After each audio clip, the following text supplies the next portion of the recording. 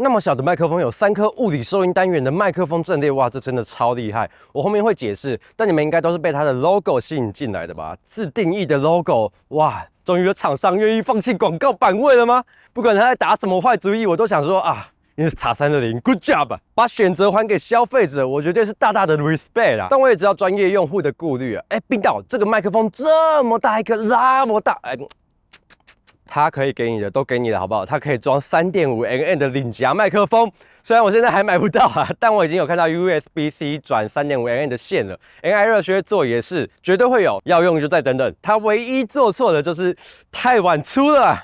你們8成都買好麥克風了吧？我真的還要介紹嗎？好啦，這是一個彩色墨水螢幕。什麼叫彩色墨水？它雖然是螢幕，但是表層做了 AG 防眩光 AR 增透鍍膜，用一套166色的模組，比較不耗電、不損壞、高亮低反射。不用懂，反正就是你跟畫面上看到的一樣，它有種貼紙的質感，卻沒有液晶螢幕的那種反射感。對，它其實是可以讓你換到爽的螢幕，更像一片小小的電子書閱讀器吧，拿來包裝你的頻道或是節目，質感超提升。是說你們有介意過很多網紅會把麥克風露出來嗎？就是以前專業在教拍片都會說要藏麥克風，現在不是，全部都夾外面。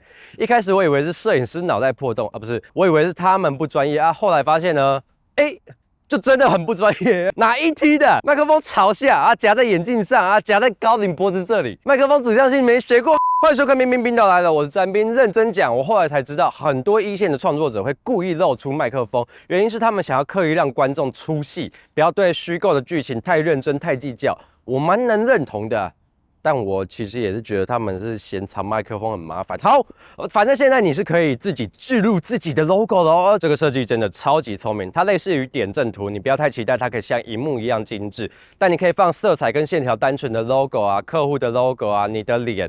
節目標題啊，一隻貓貓啊，可愛嗎？真內建的，而且這個非常省電，你單發射器的續航還是有10個小時。消費級無線麥克風的第一梯隊真的很猛，但光一塊螢幕就想騙我的錢啊？誰那麼膚淺啊？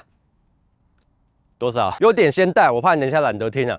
我覺得它充電盒非常的漂亮，外殼是半透明的，內艙打開有種科技感，接收器也很立體，像高科技的產物。專業影視方面的升級，下往上滑，內錄靜音3檔降噪，弱強沒有，跟市面上差不多。但往左滑，麥克風全調節，夢寐以求啊！它終於可以一個鍵同時開啟最多4顆麥克風的內錄了。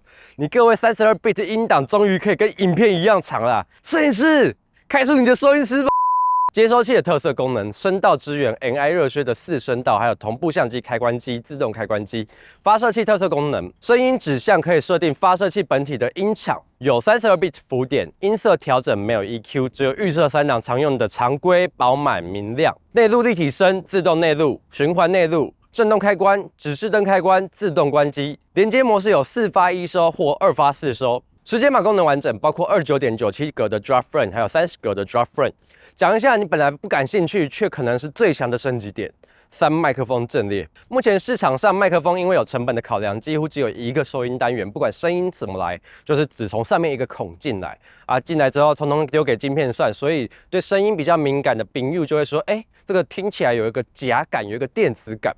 Mic Pro 的收音單元是像等腰直角三角形一樣排列的等腰三小。數學課哦，就是會讓 NPU 晶片去比對3個來源。哪個理工男寫的？給我把官網的資訊改掉。我可以直接像環繞音響一樣，讓 AI 理解這個空間長怎樣，它就會決定誰的聲音要比較大，或者是把相同重複的部分拉出來，調大、調小，甚至消掉，物理級的降噪，能理解嗎？混音師秒懂，新手還在忙。我盡力了，反正 AI 會幫你算啊，花一大篇跟你解釋原理也是浪費你的時間。我們先快速帶過它的模式，全向模式不用講，大家都有啊。它又是物理級上的老大，它實際上就已經有3個方向的麥克風了嘛。剛剛那個等腰三角形，唯一的缺口就是朝向自己了吧？但朝後面講話的人，通常就是長近的人嘛，它距離相機一定是最近的，音量最大，所以靠左右2顆收音單元，藏近人還是會有不錯的音質。超高指向模式也是這次宣傳主打的模式，因為沒有3麥陣列根本辦不到。它比對左右兩邊跟中間的聲音之後，過濾掉左右兩邊重複的聲音，就會只剩下中間的聲音嘛。也因此呢，官方說你可以直接把它當槍麥來用，就是機頂麥。哇，有點變態啊！音場的角度大概是正前方的60度。心形收音是我最喜歡的模式，它是着重於正面，但同時保留一半的左右兩邊，不會像槍麥那樣很強調正前方的人，而且是用廣角鏡頭拍到人事物的那個視場角。都會依照距離相機多遠有大小聲的差別，更有臨場感，也更適合旅遊紀實類型的 vlog 和生活記錄。8字形收音是我覺得命名最北七的，不是有前後指向這種比較直覺的命名嗎？但不管，就是前跟後，好不好？長進的人和被拍的人為主的內容，就是適用這個模式。說好快速帶過，怎麼那麼長啊？越講越多。NPU 晶片可以同時處理3個收音單元，互相比對，3個聲音可以分別去分析它的環境音，然後玻璃環境音，再把它們拿去交叉比對，哇，這樣子抓到底誰是雜訊，誰只是環境音。這個運算方式根本是只有一個音源的麥克風按在地上摩擦，就是未來的趨勢的啊。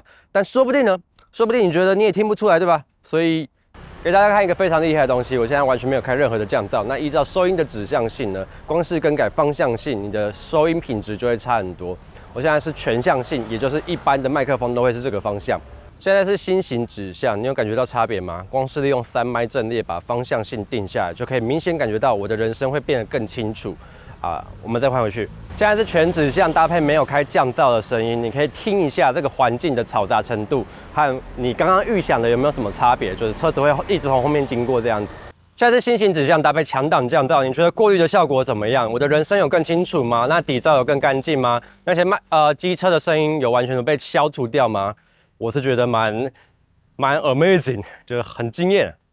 你可以發現它的音質的確是有資本，可以說它可以當機頂麥克風的。我覺得等它的 NI 熱靴上市之後，我會試着把它用來替代我原本的機頂麥克風吧。畢竟帶一套就可以應付無線加機上2種需求嘛。接收器頂部也設計了一個可以拔蓋的冷靴座，看來它很懂怎麼幫你省錢啊。